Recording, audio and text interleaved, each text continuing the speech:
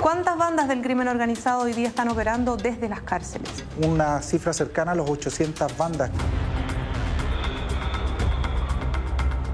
Los sistemas penitenciarios son permanentemente desafiados. La cárcel se transforma como en su edificio corporativo y desde ahí operan, desde ahí controlan.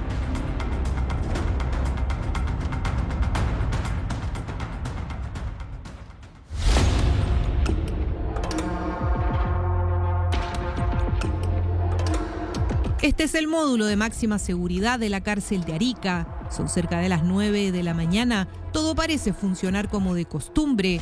La salida de los internos desde las celdas y su posterior conteo en el patio. Pero unos minutos después, otra sería la historia.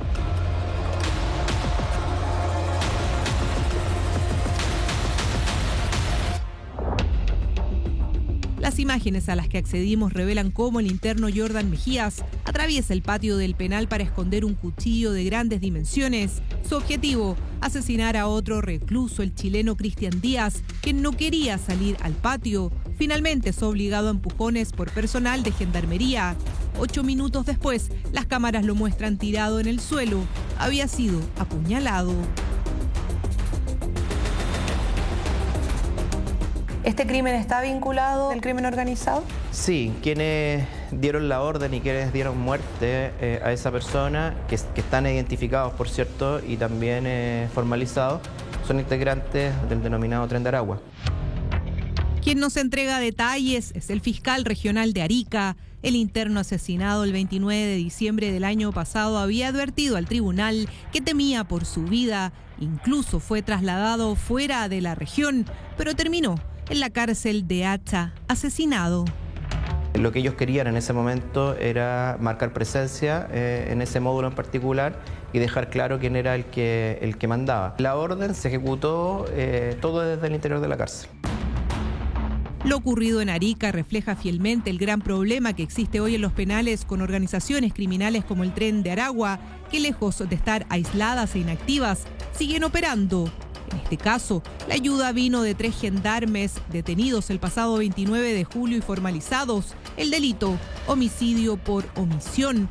Nada habrían hecho para evitar esta muerte. Ellos mantienen todavía la estructura que tenían afuera, la mantienen de una u otra manera adentro, incluso ahora con cooperación de otras células o de otros sujetos que están privados de libertad, y la preocupación que tenemos hoy día es lo que pasa al interior de las cárceles, efectivamente. Creo que ahí es donde se tiene que ganar la lucha contra el crimen organizado.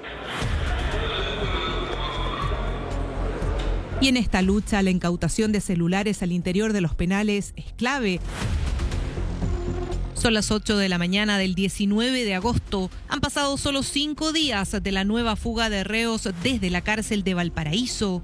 El escape ha levantado las alertas. Los internos tendrían en su poder diversos dispositivos electrónicos. Mega Investiga accedió de manera exclusiva al primer operativo post-fuga en la cárcel de Valparaíso.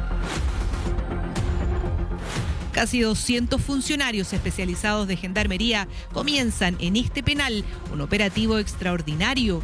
Somos testigos del allanamiento por cada rincón a más de 2.500 reclusos. En total, se detectan 154 celulares y 173 armas blancas de confección artesanal.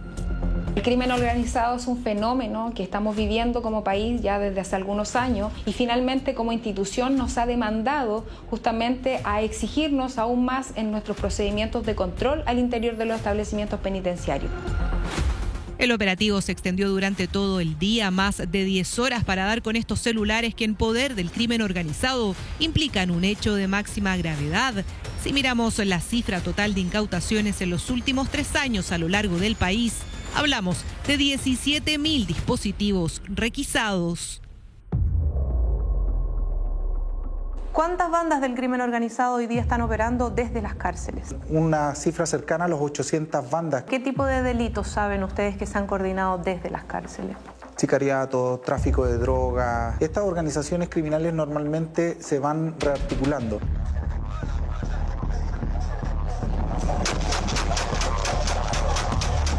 Muchas de estas organizaciones han tenido un origen carcelario, como el Tren de Aragua, que nace en la cárcel de Tocorón en Venezuela. De ahí que las barreras físicas no sean un obstáculo.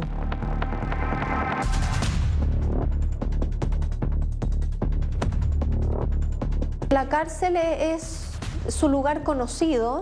La cárcel se transforma como en su edificio corporativo y desde ahí operan, desde ahí controlan no solo la población penitenciaria, controlan el delito que sucede fuera de la cárcel. Tanto es así, por ejemplo, que cuando desbaratamos el intento de cometer un atentado terrorista en la ciudad de Arica, cuando estaban planificando poner un coche bomba en el tribunal, las órdenes se daban desde La Serena, la cárcel de La Serena, y la planificación se estaba haciendo al interior de la cárcel de Arica. Eran las distintas cárceles las que se estaban comunicando para poder realizar ese atentado. Sujetos conectados en distintos penales sin importar si están o no en módulos de máxima seguridad, es la realidad que escala en complejidad. Así se describe el fenómeno en el último informe sobre secuestros de la Fiscalía Nacional. El entorno penitenciario está cada vez más influido por la criminalidad organizada. El crimen organizado es, en estricto rigor, estructuras de empresas criminales que tienen muchos recursos y sobre todo tienen una capacidad de adaptabilidad pese a los golpes recurrentes que puede realizar el Estado. Por eso las estrategias nacionales tienen que ser también estrategias que anticipen esos cambios y esas transformaciones. Uno de los grandes golpes al crimen organizado se registró el año pasado tras el juicio contra el Clan de los Gallegos, la facción más peligrosa del Tren de Aragua en Chile. Un juicio que duró 7 meses y terminó con 34 de sus miembros condenados. Hablamos del brazo armado del Tren de Aragua, condenados por homicidios, secuestros y tráfico de drogas, entre otros delitos cometidos en el Cerro Chuño de Arica. En medio de esa investigación es que fue clave la incautación de teléfonos. Estos son algunos videos encontrados en los celulares de los gallegos.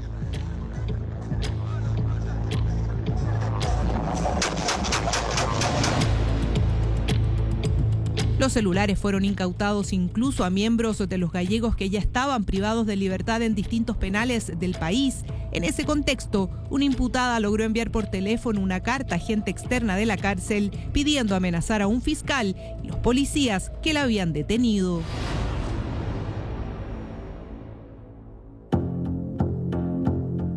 Aquí les voy a mandar los nombres de los 3 policías que nos están acusando para que Frank los trabaje y declaren a nuestro favor. Que los atormente y no les deje ni dormir.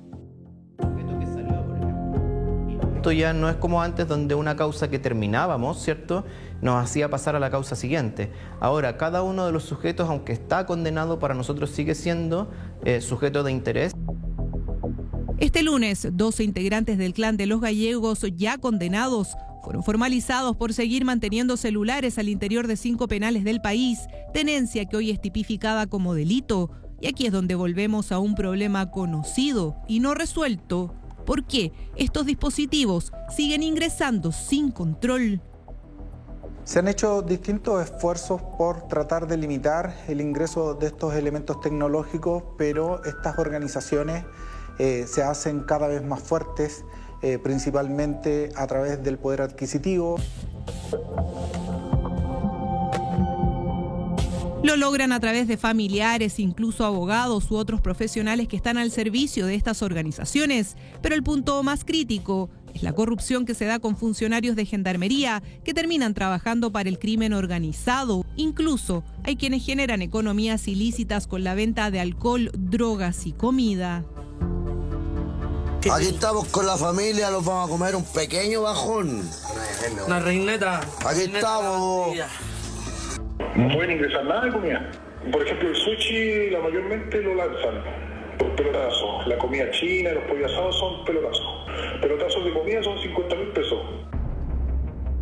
El crimen organizado siempre tiene como pretensión tratar de corromper las instituciones. Necesitan tener ciertas complicidades de funcionarios públicos para poder llevar a cabo sus funciones. Y por eso los mecanismos de control interno son tan relevantes. Es que hay que hacerse cargo de la corrupción. Hemos visto muchísimos casos de drogas, de armas, de gendarmes, que arriendan celulares dentro dentro de las cárceles, bueno, gendarmes también extorsionados y amenazados. El poder lo tiene que tener el Estado. Ahí están los balazos en la puerta.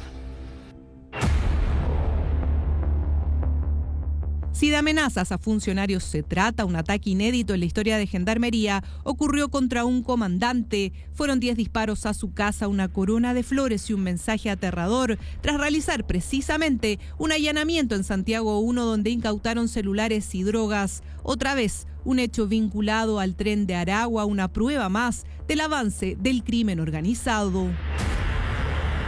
Existe en la actualidad una preocupación por parte de la institución a fin de poder fortalecer lo que es la formación de nuestro personal penitenciario, pero por sobre todas las cosas el poder trabajar en el perfilamiento de aquellos privados de libertad, especialmente extranjeros, que llegan a nuestros recintos penitenciarios y de los cuales desconocemos de muchos de ellos antecedentes previos a su reclusión. Desde el gremio cifran en más de 2.000 las amenazas a funcionarios de Gendarmería entre 2020 y 2023. Ejemplo de ello es lo que ocurrió hace algunos días en la cárcel de Rancagua. Un interno de alta peligrosidad en huelga de hambre apuñaló a un gendarme. El penal había advertido que no estaban las condiciones de seguridad para mantenerlo. De manera muy responsable puedo plantear que las bandas pertenecientes al crimen organizado no tienen el control al interior de las unidades penales que administra Gendarmería de Chile. Sin embargo, hay factores que indudablemente ponen en grave riesgo que podamos continuar sosteniendo el sistema carcelario chileno. Estamos enfrentando a una población penal que ha visto aumentada su cantidad en más de un 57%.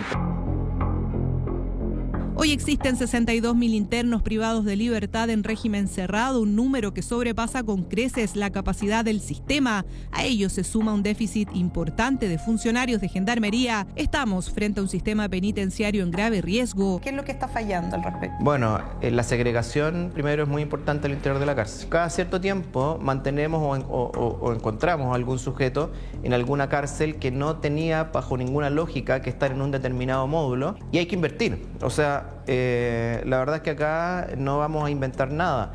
Estos ejemplos ya los tenemos en Italia, ya los tenemos en Colombia, ya los tenemos en Estados Unidos, o sea, tampoco es que tengamos que inventar la rueda. Las autoridades aseguran estar trabajando para revertir este escenario. Entre las medidas destacan la creación de un equipo de tareas contra el crimen organizado en las cárceles. Se implementó el uso de uniformes para reos de alta peligrosidad en la cárcel de máxima seguridad y millonarias inversiones en inteligencia y equipos tecnológicos, entre ellos el tan cuestionado sistema de inhibición de señales. El sistema de inhibición de señal telefónica no está funcionando como probablemente nosotros hubiésemos esperado.